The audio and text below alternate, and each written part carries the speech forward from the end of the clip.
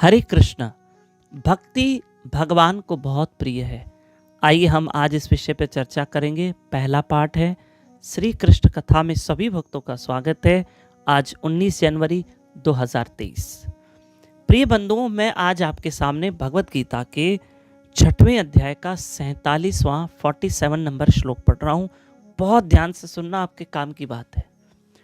योगिनाम अपि सर्वेषाम मत गतेन अंतरात्मना श्रद्धावान भजते यो माम समे युक्ततमो मतः।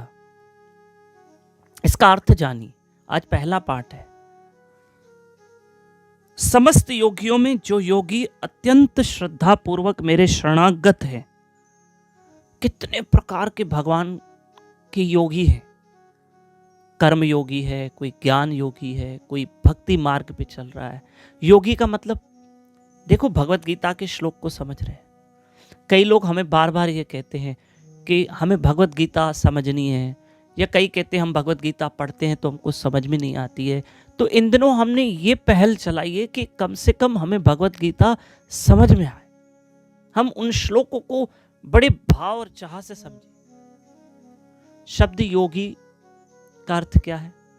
शब्द योगी जो है वो शब्द निकला है योग से। योग मतलब जुड़ना, टू लिंक।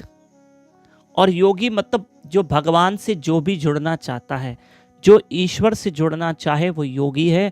फिर चाहे वो कर्म मार्ग से जुड़े, ज्ञान से जुड़े, ध्यान से जुड़े, वो योगी है। योगी मतलब जो उस ईश्वर से जुड़ना चाहता है। योग मतलब जुड़ना। ठीक, अब सुनना। तो भगवान कहते हैं जितने भी समस्त प्रकार के योगी हैं, ठीक है, जो योगी अत्यंत श्रद्धा पूर्वक मेरे शरणागत है, अपने अंतःकरण में मेरे विषय सोचते हैं और मेरी दिव्य प्रेमा भक्ति करते हैं, यानी जो मेरे भक्त हैं, मेरी भक्ति करते हैं। कृष्ण कह रहे हैं मेरा सिमरन करते हैं, मेरा चिंतन करते हैं। हाँ, उन समस्त योगियों में जो मेरा चिंतन करते हैं, मेरा भजन करते हैं, मेरा सिमरन करते हैं, वह योग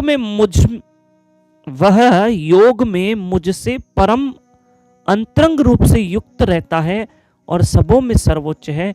यही मेरा मत है कि जो मेरा, कृष्ण बहुत अच्छी बात कह रहे हैं सुनिएगा। कृष्ण कहते हैं जो मेरी दिव्य प्रेमा भक्ति करते हैं वो सर्वोच्च है, वो श्रेष्ठ माना गया है समस्त योगियों में। भाई, कई ऐसे बेचारे योगी होते हैं जो एक पहाड़ों पे बैठ के योग करते हैं, ठंड में बैठ के, कड़ी धूप में बैठ के। वो भी योगी है, वो भी भगवान से प्रेम करते, तपस्या कर रहे हैं।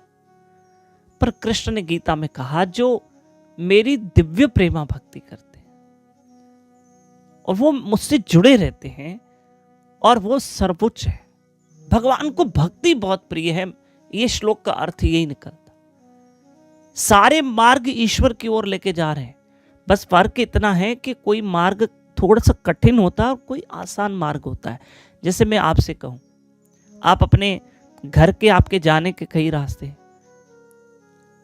तो आपके घर का रास्ता आपको पता है, तो कई रास्ते कठिन है, कोई सरल है, तो आप सरल मार्ग से जाते हो। तो इसी तरह से जो भक्ति मार्ग है वो सरल मार्ग है। ज्ञान मार्ग भी ईश्वर की ओर जा रहा है, कर्म मार्ग भी ईश्वर की ओर ही जा रहा है, भक्ति मार्ग भी ईश्वर की ओर जा रहा है, लेकिन सर्वश्रेष्ठ और सरल मार्ग भक्ति मार्ग है। यही कृष्ण गीता में कहना चाहते हैं। इसलिए तो हम भक्ति भजन करते हैं, क्योंकि हम सब घर गृहस्थ और परिवार में रहने वाले लोग हैं।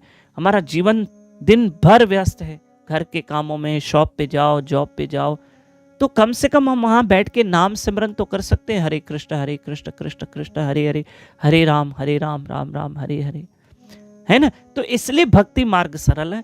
और क्यों सरल है? गृहस्थ जीवन वालों के लिए तो बहुत सरल है तो सबके लिए सरल। पर हम परिवार में रहते हैं, बच्चों के बीच रहते हैं, तो इसलिए भाई घर के काम भी करो, कर्तव्य भी करो, और संसार के कर्तव्य निभा निभा के भगवान का नाम भी जपो। हरे कृष्ण कृष्ण कृष्ण हरे हरे, हरे राम राम राम हरे हरे। भक्ति भगवान को प्रिय है। कल मिलेंगे सेकंड पार्ट। हरे कृष्ण।